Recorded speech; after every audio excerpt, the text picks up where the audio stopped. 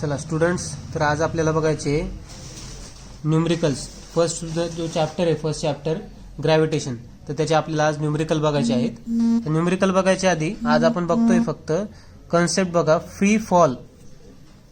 कन्सेप्टचं नाव काय आहे? Free fall म्हणजे खाली पडणे.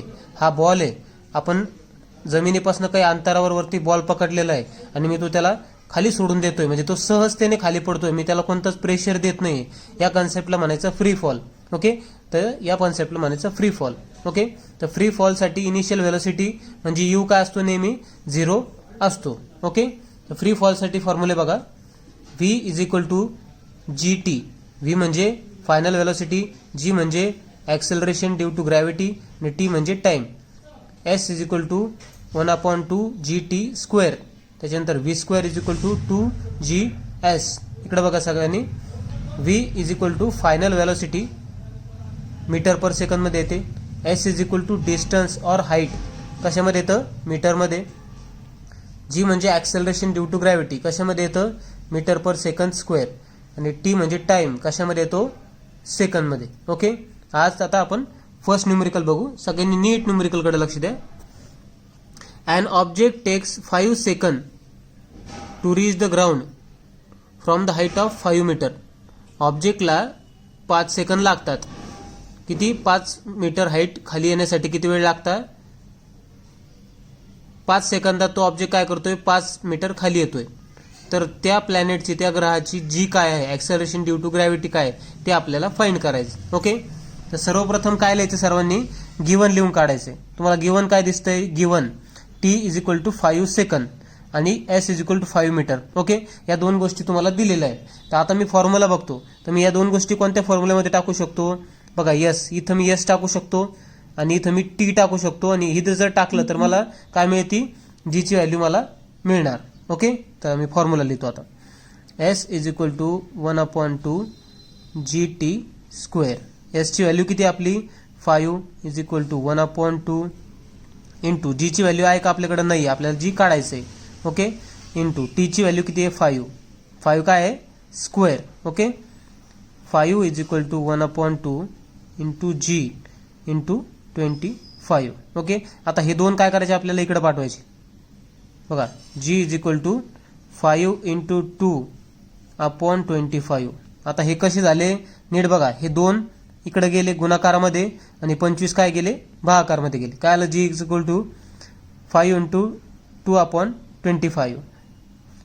5 1 5, 5 5 25 इज इक्वल टू 2/5. तर जीची व्हॅल्यू होती g equal to 0.4 metre per second square. Okay, अशा प्रकारे हा प्रॉब्लेम सॉल्व्ह झालाय. याच प्रकारे तुम्हाला फ्री फॉल जर म्हटलं, फ्री फॉल म्हणजे एखादा ऑब्जेक्ट वरतून पडणार खाली, त्यावेळेस इनिशियल व्हेलोसिटी काय असणार आहे? 0 असणार आहे. ओके, अशा प्रकारे तुम्हाला प्रॉब्लेम सॉल्व्ह करायचा. आणि अशा प्रकारे आपली जीची व्हॅल्यू काय आली? 0.4 metre per second square. Okay,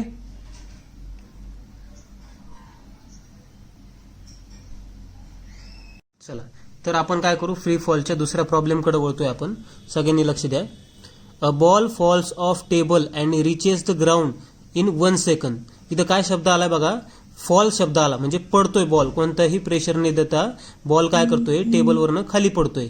okay, तर टेबलवरनं बॉलला खाली यायला किती वेळ लागतोय? 1 सेकंद लागतोय. किती वेळ लागतो? 1 सेकंद लागतोय. Assuming g is equal to 10 metre per second square. G किती घ्यायचं आपल्याला? 10 मीटर पर सेकंद स्क्वेअर. तर ते काय म्हटले? तर आपल्याला कोणत्या दोन गोष्टी दिल्यात बघा? टाइम दिला 1 सेकंद आणि जी दिलाय 10 metre per second square. Calculate speed on reaching the ground. आपल्याला काय काढायचं? स्पीड काढायची म्हणजे व्ही काढायचंय आणि हाईट ऑफ द टेबल म्हणजे एस काढायचंय. ओके, चला तर आता बघू आपण. सगळ्यात पहिले लक्षात घ्या, एक टेबल आहे, असा एक टेबल आहे. ओके, डायग्राम एवढी काही चांगली नाही काढा तुम्ही, समजून घ्या फक्त. ह्या टेबलवरनं एक बॉल आहे. हा बॉल काय होतोय? खाली पडतोय. ओके, हा बॉल जेव्हा खाली पडतोय तर याला काय म्हणतो आपण? Free fall. तर आपल्याला काय काढायचं? सगळ्यात पहिले लक्ष द्या सगळ्यांनी, आपल्याला यस काढायचा आहे. यसचा फॉर्म्युला काय आहे? S is equal to half g T square. therefore s is equal to g काय दिलेलं आहे आपल्याला? 10 metre per second square. Okay, 1/2 into 10 into t किती दिला आहे टाईम आपल्याला 1 सेकंद ओके 1 आणि स्क्वेअर येतो is equal to 1/2 into 10 into 1 okay म्हणजे 1/2 इंटू मी 10 लिहू शकतो.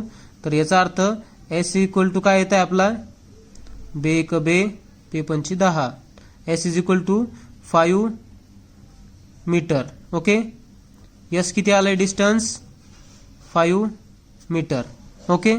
कळालं सगळ्यांना. आपल्याला काय दिलेलं होतं टाइम दिला होता 1 सेकंद आणि जी दिला होता 10 मीटर पर सेकंड स्क्वेअर. त्याच्यावरनं काय काढलं आपण एस ओके. आता आपल्याला काढायचं आहे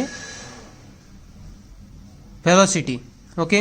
तर व्हेलॉसिटीचा फॉर्म्युला माहिती आहे सगळ्यांना v square is equal to 2GS okay. तर v square is equal to 2 into जीची व्हॅल्यू किती आपली 10 आणि इंटू एसची व्हॅल्यू आपण आताच काढली 5 ओके.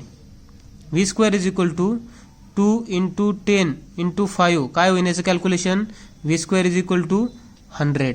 आता काय करायचं आपल्याला स्क्वेअर काढून टाकायचं म्हणजे काय होणार V is equal to under root of 100. Therefore V is equal to 10 metre per second. झालं व्हेलॉसिटी आली आपली 10 मीटर पर सेकंद ओके.